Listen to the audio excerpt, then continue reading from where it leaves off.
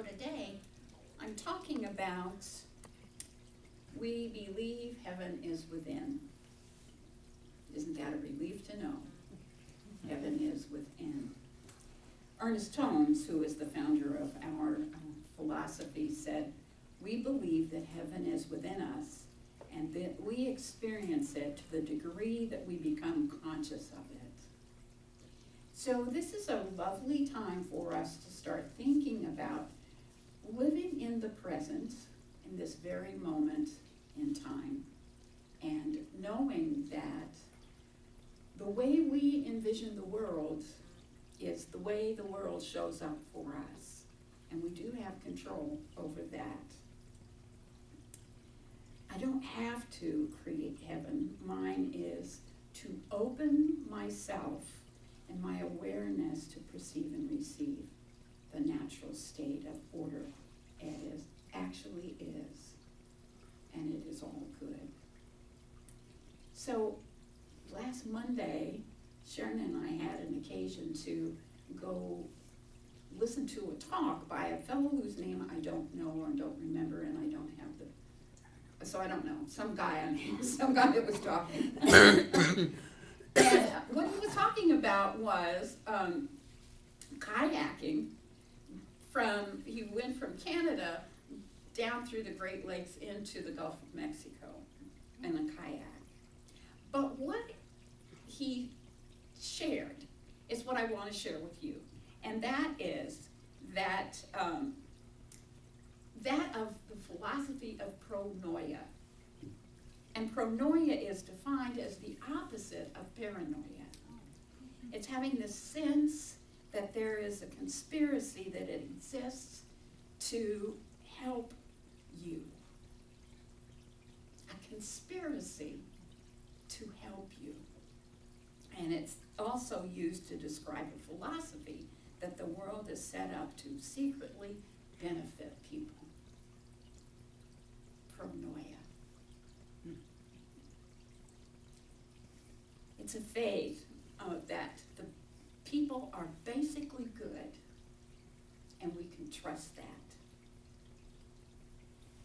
And he talked about examples of folks just opening their hearts and their homes to him, giving him shelter and giving him food, and in all of his trip. And he also bicycled all around the world.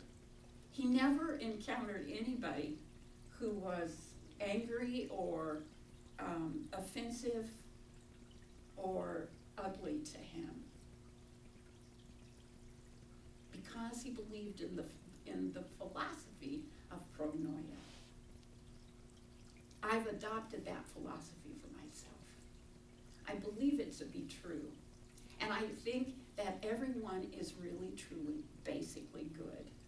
And that the world is conspiring to provide my highest and best.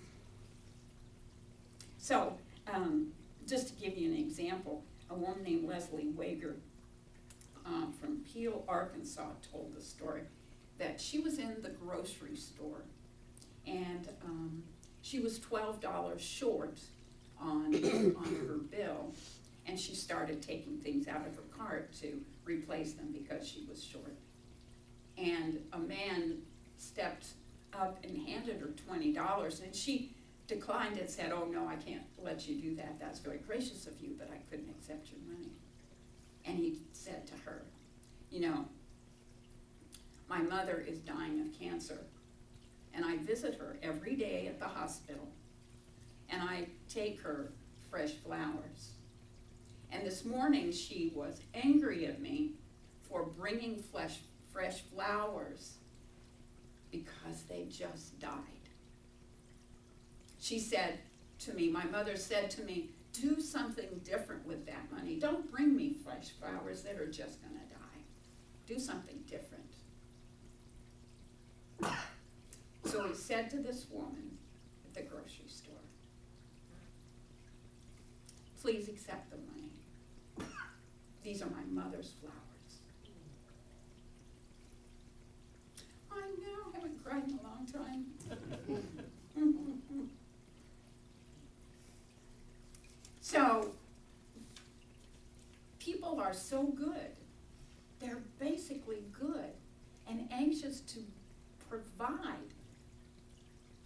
to be loving and kind.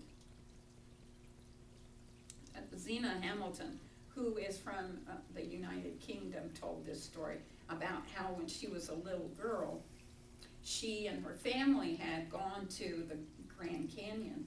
And on the trip to the Grand Canyon, her favorite blue blanket, her little blankie, blew out of the car. And she was devastated. She couldn't even enjoy the Grand Canyon because of the loss of her blue blanket. So shortly thereafter, she and her family stopped, and they stopped to get groceries and to eat and get gas and do those things that you do when you're on a trip. And she was sitting on a bench feeling very, very sad for herself because of the loss of her blue blankie. She was eating her sandwich reluctantly. And all of a sudden there was this huge roar of a bicycle gang roaring up to the station. And she was a little taken aback because she was from the United Kingdom and wasn't accustomed to motorcycle gangs. I think that we all have, upon occasion, been a little startled by motorcycle gangs. Anyway, this really tough, thuggy-looking guy, all tatted up and had his black jacket on, and he had his hair in a bandana, one of those do-rags, and he got off his bicycle and he said to the mom, "Were you driving that blue Ford?" And the mom said reluctantly, yes, I was." And he reached in his jacket and he pulled out the blue blankie. He said, "Here, we picked this up for you." And Zena was so excited and so grateful that all she could do was give him a hug and offer him her sandwich, which he took. So we make judgments about people based on the way they look. We make judgments about people based on what we believe to be the truth of them, and we fill in the blanks. But people are basically good. And the whole world is conspiring to provide for us. Pronoia. In Science of Mind, Ernest Holmes said, "Perfect God within me, perfect life within me, which is God come forth into expression through me. As that which I am, God coming forth through me is that which I am. Lead me ever into the path of perfection and cause me to see only the good. By this practice, the soul will become illumined and will acquaint itself with God and be at peace. Be thee perfect then, even as your Father which is in heaven is perfect." Trusting the truth of the song that we sang. I love myself the way I am. There's nothing I need to change. And the whole world is conspiring to provide for me. The whole world is anxious to provide for me. Reverend Henry Morgan Moses has some suggestions for how we can live in that state of pronoia. You know, thanks. Pronoia. he says this: first, do your best to help yourself be your highest good. That just means that do what you can do. Do what's in front of you to do. Do the next best thing for you to do. And then trust the universe to support you in that. Secondly, he says, to be God aware. To be God aware. Don't make decisions or take action until you have established yourself and been in contact with the highest self, your divine self.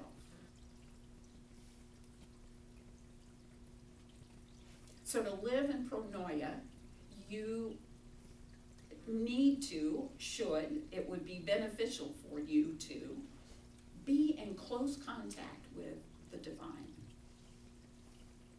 Because everyone that you encounter is a divine expression.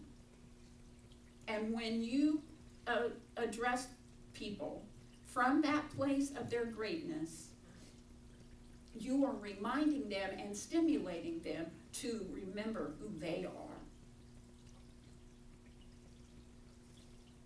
What you think is what you get. And as you see people in their highest and best, their greatest and most generous, that's what they will respond to you with.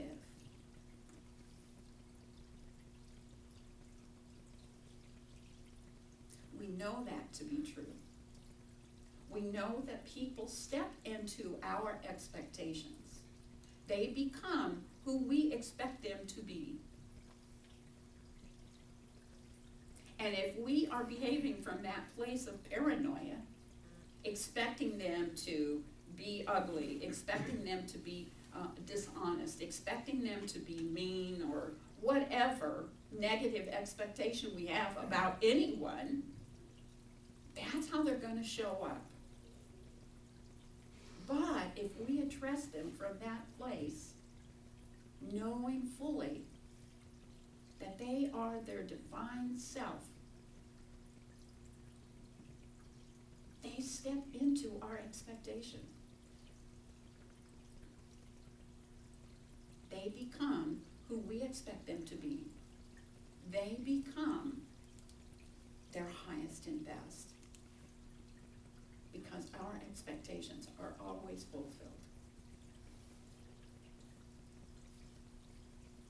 If we think people are nasty, sure enough, we're right.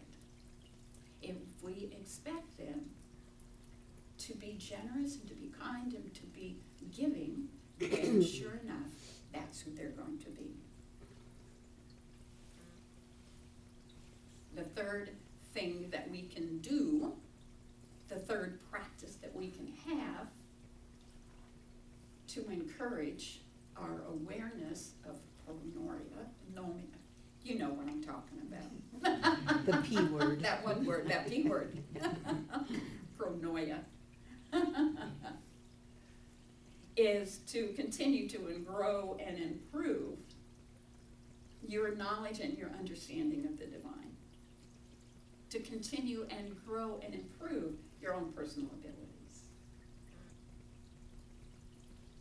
To continue to grow and improve your expression of the highest and the best.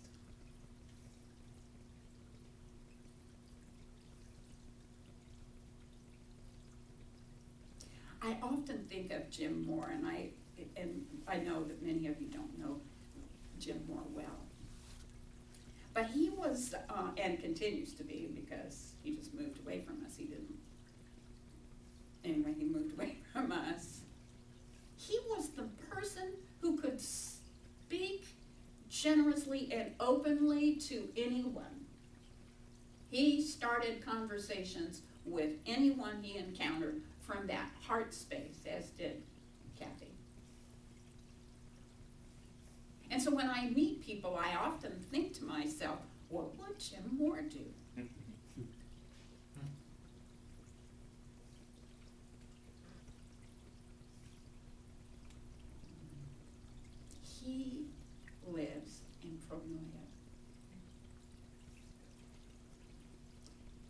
people step up and embrace him in that loving way. Because he always expected and always expects the highest and best from everyone. And they always fulfill that expectation. The fourth thing that we can do to develop our pronoia is to meditate daily. That's in alignment with being in contact with your highest and best self. Meditate daily and listen. Listen. What directions are you getting from the universe? What is the universe telling you is your next best step? What is the universe telling you?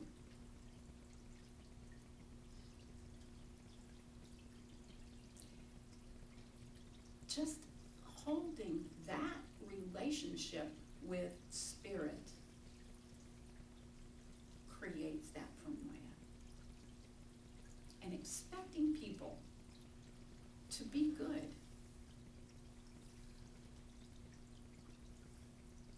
And finally, or the fifth, is to pray every day for the highest and best for everyone. Everyone you encounter, everyone that you may not see in the highest and best light. Pray for their highest and best good.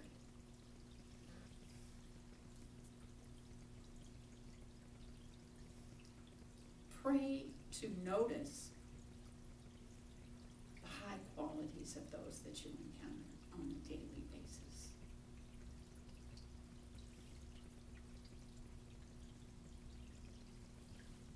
Pray to be the counterbalance of the pronoia. As you expect the universe to conspire for your highest interest and your best interest, be willing to step into that position and that place for others.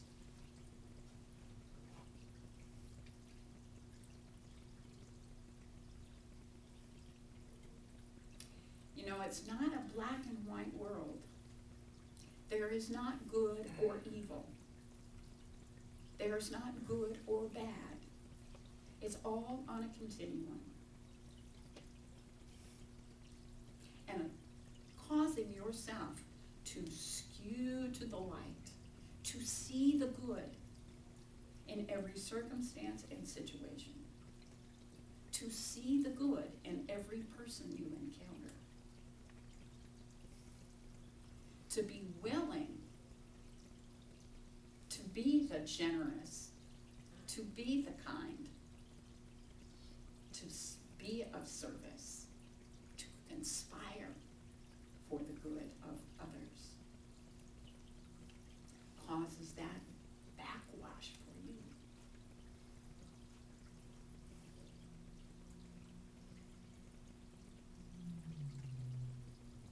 It's all good. We don't know the rest of the story. We can expect the universe to step forward and support each of us. It is a good universe. People are good. Ernest Holmes said, "There is nothing wrong with God. We may be wrong. We may suffer. We do. We may be impoverished. In many ways we are. We may be unhappy. But we are born to be happy, to be abundantly supplied with every good thing, to have fun. To have fun in living, to consciously unite with the divine power that is around us and within us, and to grow and expand forever. It is a good universe. and we are surrounded by good. We are here to give God a good time. When we talk about what is the meaning of life, that's it. We're here to give God a good time, to give God an opportunity to express through us in unique and powerful and loving ways. That's the meaning of life. People have been confounded about that for centuries, for millennia. And I just told you the answer. We're here to give God a good time. We're here to love our fellow human beings just the way they are. There's nothing they need to change. And doing our part of the pronoia causes us to be reciprocal of the pronoia.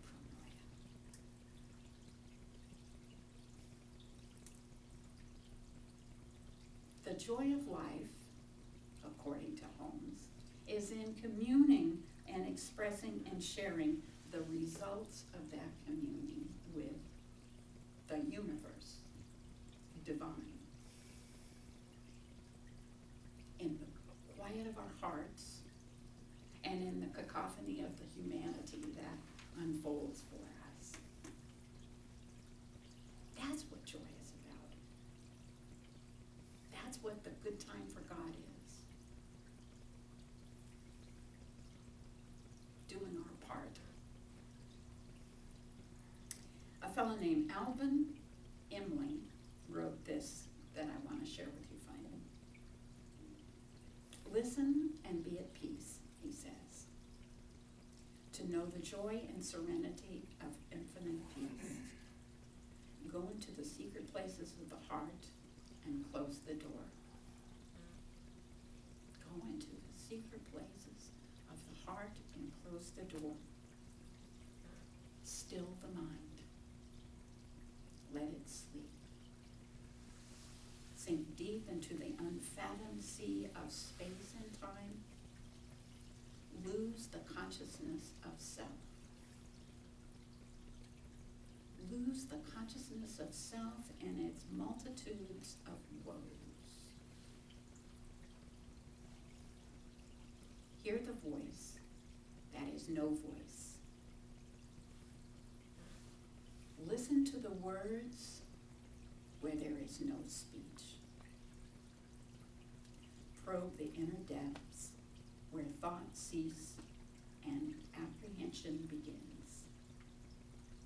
Find the realm where the deep stillness rests within. Find the realm where the deep stillness rests within, a serene and infinite peace that surpasses human understanding.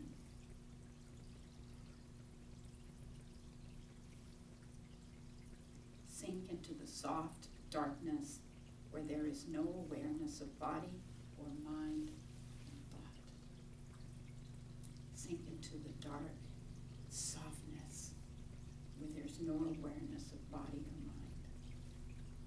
You will hear the voice that whispers in the silent realm. You will hear the voice that whispers in the silent realm of your innermost being. Listen and be at peace.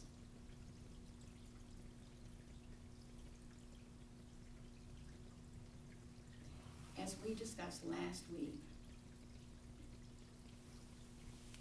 Troward said, the law of harmony is heaven's first law. I open my mind to receive and perceive harmony. I open my mind to hear and perceive harmony,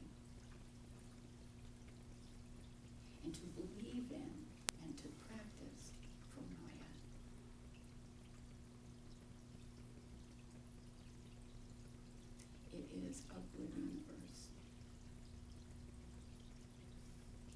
conspiring to support you and to love you and to provide for you.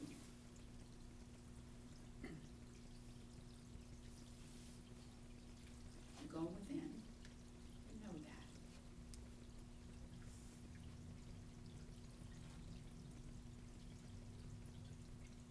I love you all.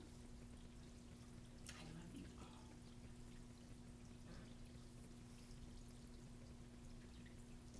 There's a conspiracy for good. Namaste. Namaste. So I invite Kate. Steve. It's so good to be Steve.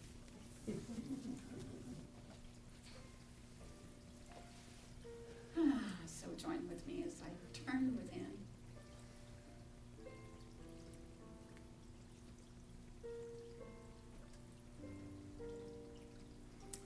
As I acknowledge that the world, the universe, God, Spirit, the divine supports me.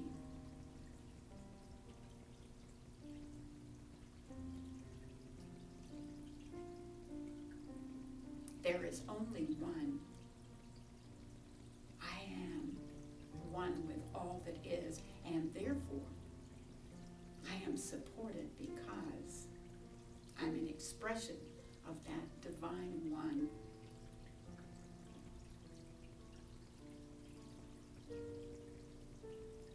I'm here to be loving. I'm here to be joyful.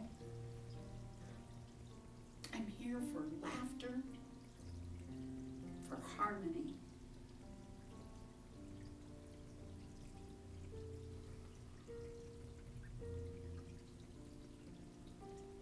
Discord has no place in the universe.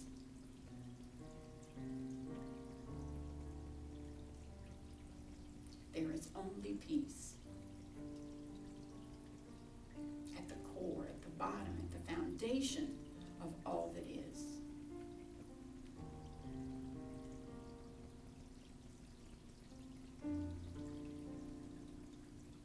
And I move into that place of harmony.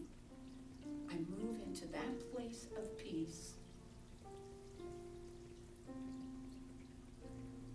And I sink easily and effortlessly into the support, the embrace of that I call God.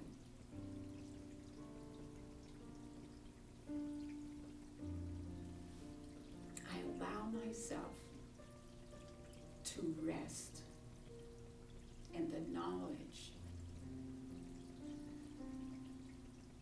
that the world is conspiring for my highest and best good.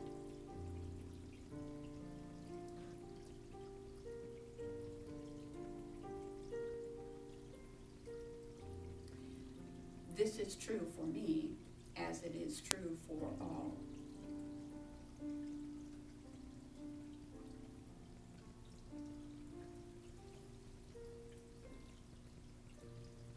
I always remember that.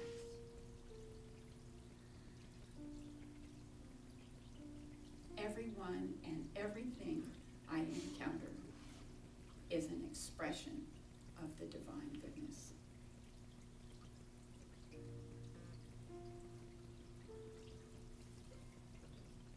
My awareness of that sets in action the expression and the truth of it for me to see.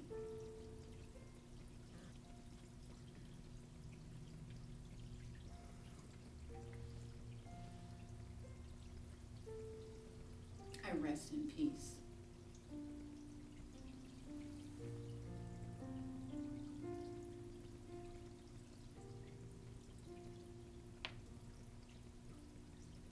Trust the universe to provide my highest and best good.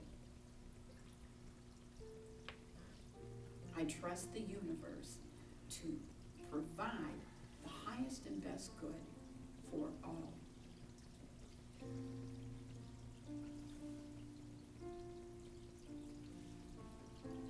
I trust the universe to create a world that works for everyone and works for everyone's highest and best.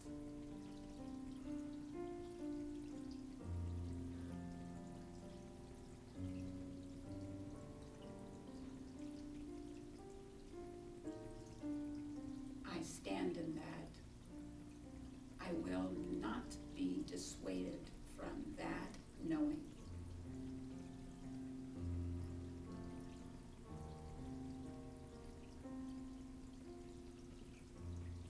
And I give thanks for